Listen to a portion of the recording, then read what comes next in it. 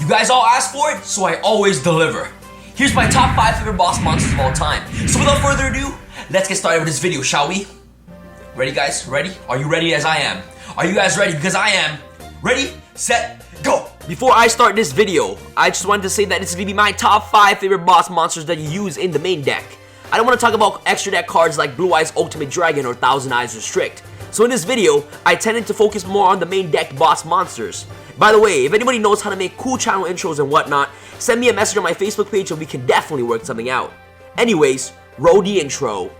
Coming in at my number 5, we got the King of the Underworld, Grapha. A Dragon Lord of the Dark World is one of the strongest boss monster in an archetype that I've ever faced. Honorable mention goes to Apocalypse for Towers, but he isn't my favorite. But anyways, you guys are probably surprised, but this card is a pretty big boss monster itself. Not only does this card pop cards, but can special summon itself multiple times during one turn. Well, as long as you had Dark World monsters, of course. Back then, bringing out Grapha while having a face-up Gates of the Underworld out, make this card a 3000 beater, which was a huge hassle to get over at turn 1. I remember a time when I had Dark World Dealings and Mage in my hand while facing against a huge BLS. I top decked a Grapha, activated Dealings, discarded my Grapha, destroyed his BLS, and summoned Mage, special summoned Grapha, and attacked for game. This card has so much utility and a built-in Monster Reborn effect, which can be activated multiple times in one turn, makes him the greatest boss monster in Dark Worlds. I know this was short, but for these reasons, I put Grapha on my 5th spot in my top 5 favorite boss monsters of all time. Coming in at my number 4, we have my dad. My dad is one of the strongest boss monsters I've ever seen. The reason why he's so powerful is that he freely special summons himself by having 3 moms in the graveyard. Just kidding guys, not literally my dad, but Dark Arm Dragon. Please disregard the fact that I was trying to make a joke, but anyways, let's get back into the video.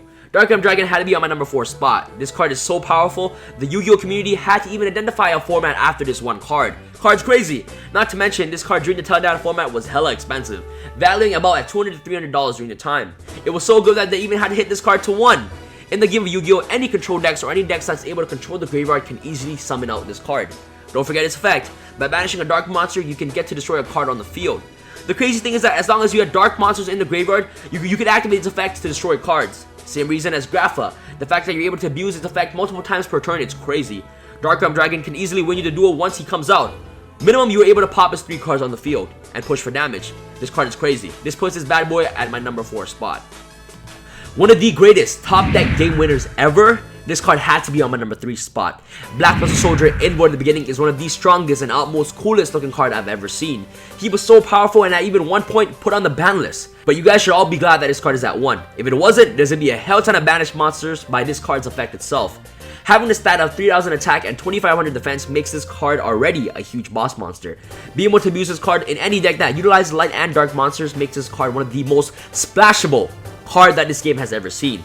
The fact that he can be easily summoned by just banishing a light and dark monster makes him great. Not to mention both of his effects are phenomenal. The first effect, being able to banish a monster, doesn't even have to be face up. Imagine your opponent has a 2000 beater on board. BLS attacks, your opponent loses 1000 damage and attacks directly for 3000.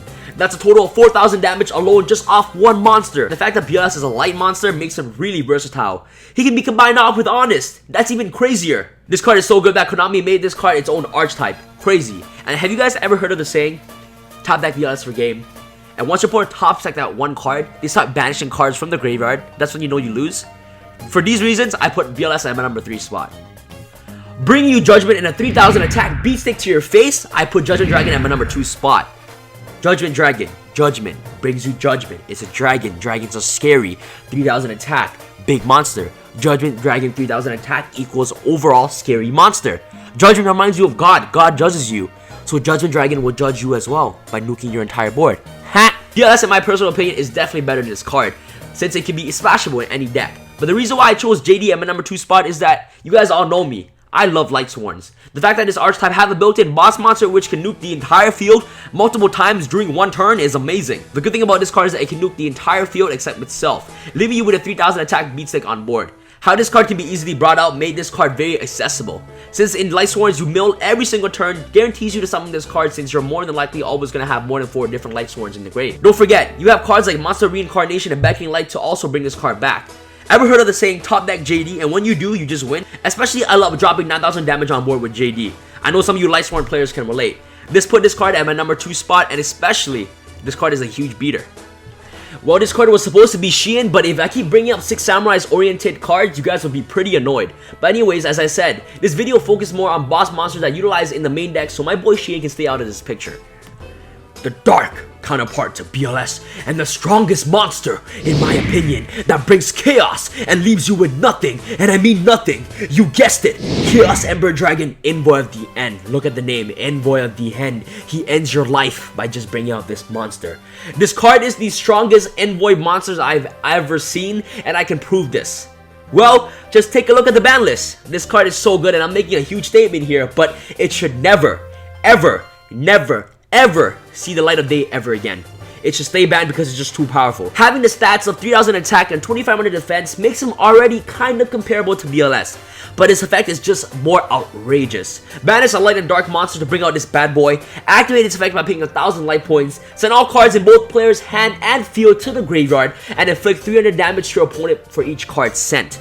That's really insane. The fact that it's sent to the graveyard, cards like Starlight Road, Huge Revelation is over, and even My Body's a Shield wouldn't even save you. Next, the very pathetic cost for such an effect. This game has become so graveyard oriented, making this advantageous in multiple ways to the players who uses it.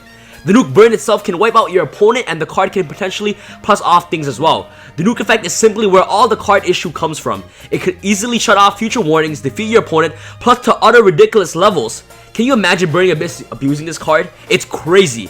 It isn't at least bit healthy, and BLS is far more balanced compared to this card. This card isn't even balanced. Now, it is worth mentioning that this card is one of the fastest in the game during its era and was a key component in the creation of the ban list. It also had an infinite lock involving the nuke effect to get rid of Witch of the Black Forest and Sangan and search out Yatagaratsu to essentially guarantee game. For these reasons, I put Chaos Emperor Dragon at my #1 spot.